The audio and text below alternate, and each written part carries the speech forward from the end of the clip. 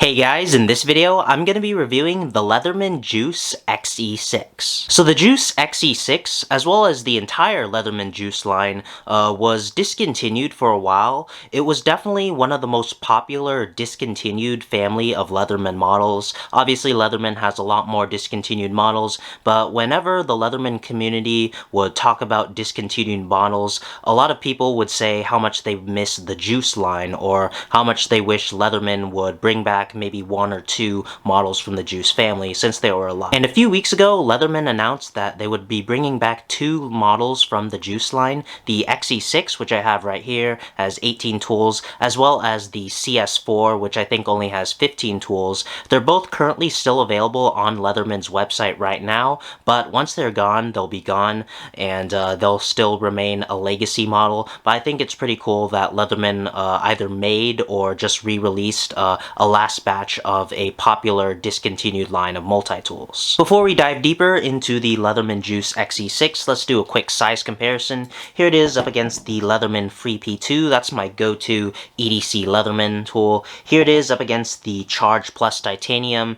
It's a pretty standard sized Leatherman. It's basically the more premium version of the Wave. Here it is up against the Signal. That's an outdoor survival Leatherman tool. As you can see, the Juice is significantly smaller than these three multi-tools, so let's compare it up against some smaller Leatherman tools. Here it is up against the Leatherman Skeletal CX. It's basically the more premium version of the popular lightweight Skeletal. Even then, it is still relatively taller than the Juice, but the Juice is a bit thicker than the Skeletal. And here's the Juice up against the Leatherman Style PS. That's a keychain size multi-tool, TSA friendly. It's a lot smaller than the Juice, but I think it's a pretty good size comparison to show how small the Juice is. The Juice is basically a pocket-sized family of multi-tools. Obviously, you can fit the bigger size tools in your pocket. I sometimes carry this as my EDC with the pocket clip, but the Juice is significantly smaller than the standard Leatherman multi-tools. Finally, I'm going to open it up in the plier configuration, since that is basically the flagship tool of all Leatherman tools. As a last size comparison, here's the Free P2, here's the Charge Plus, and here is the Skeletal CX. As you can see, even opened up, it is still significantly smaller than the standard Leatherman tools. And lastly, here it is up against a ruler in the closed position. As you can see, it comes in a little over 3 inches, about 3¼ inches in terms of height. In terms of width, it's actually a pretty thick multi-tool, since it's cramming a lot of tools in a small form factor. If you ignore the corkscrew, it comes in about 3/4 of an inch thick, and then in terms of the side, it's about an inch in width. And then in terms of sharpened blade length, the main blade, which is in kind of like a sheep's foot shape, in terms of sharpened blade length, it's around 2 inches. So the Juice mainly consists of stainless steel, but these neon green scales are actually made out of aluminum. And in terms of the mechanisms utilized in the Juice,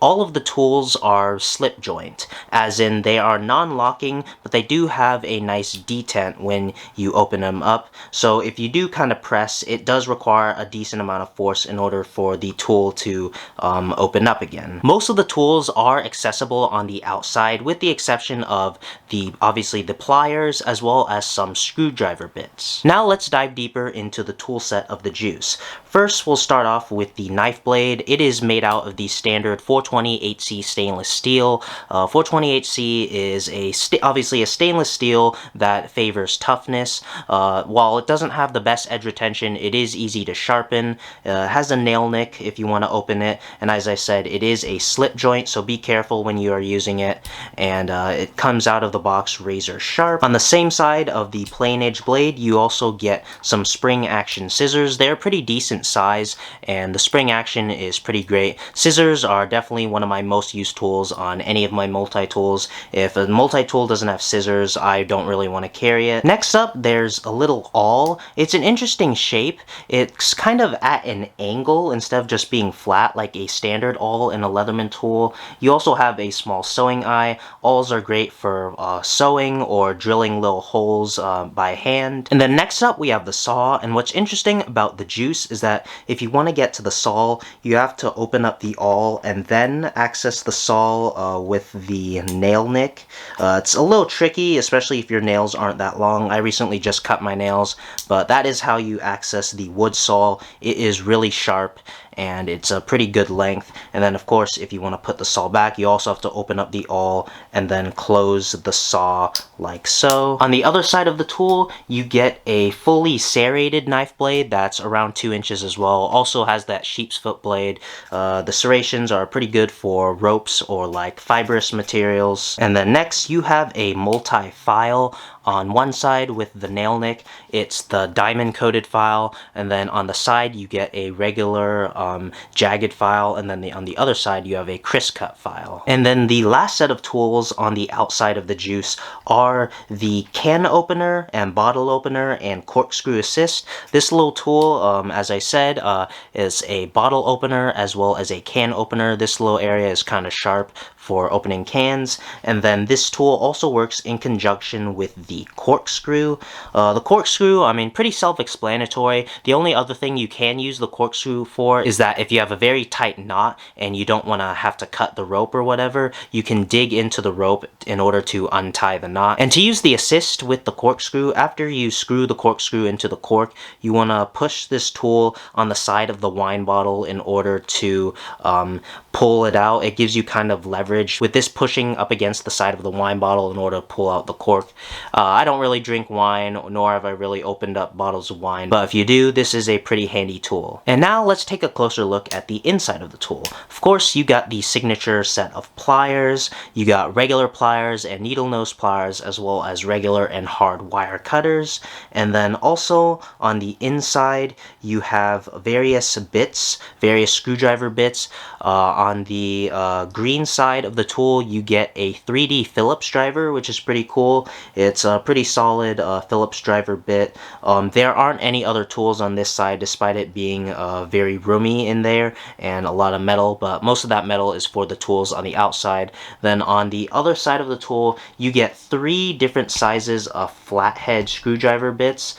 You get like an extra small bit right here, you get like a medium-sized bit, and then the larger flathead driver. You could also probably do some light prying with the large flathead bit driver. And like all the tools on the outside, these are also non-locking, but they do have a detent when you fully open them up. The pliers are pretty standard, they're not spring-loaded, and I don't have necessarily big hands, and the Juice still fits pretty well in my hand, but I can definitely see guys with bigger hands not really liking the Juice since they are significantly smaller than the full-size Leatherman multi-tools. I can definitely see why the Juice was a fan-favorite Leatherman tool and why a lot of people wanted it to come back.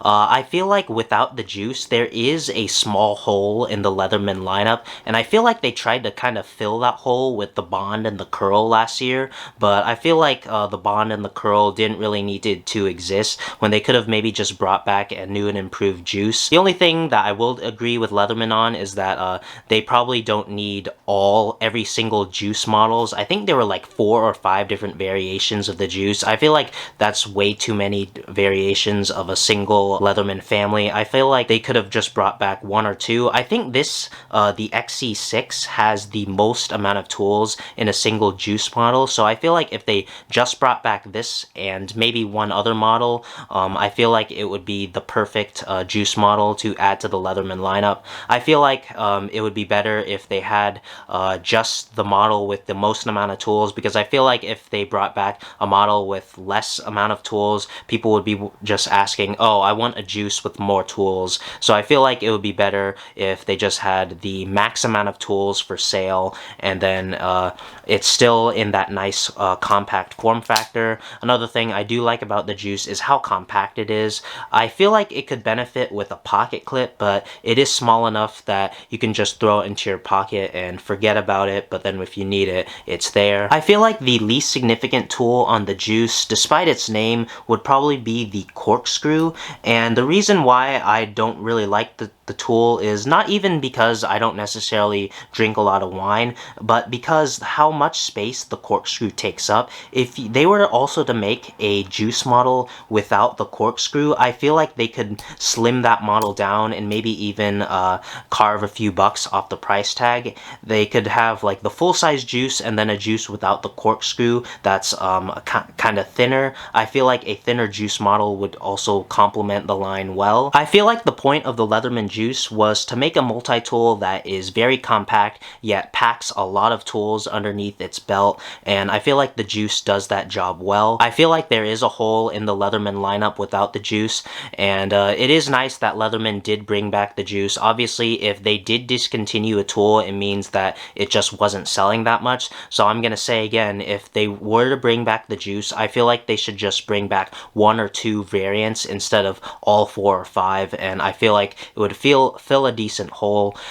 These did retail for $80. It's definitely a steep price for a small tool, but I feel like the fact that you're getting a lot of tools in a small form factor makes up for that price. So what do you guys think of the Leatherman Juice line?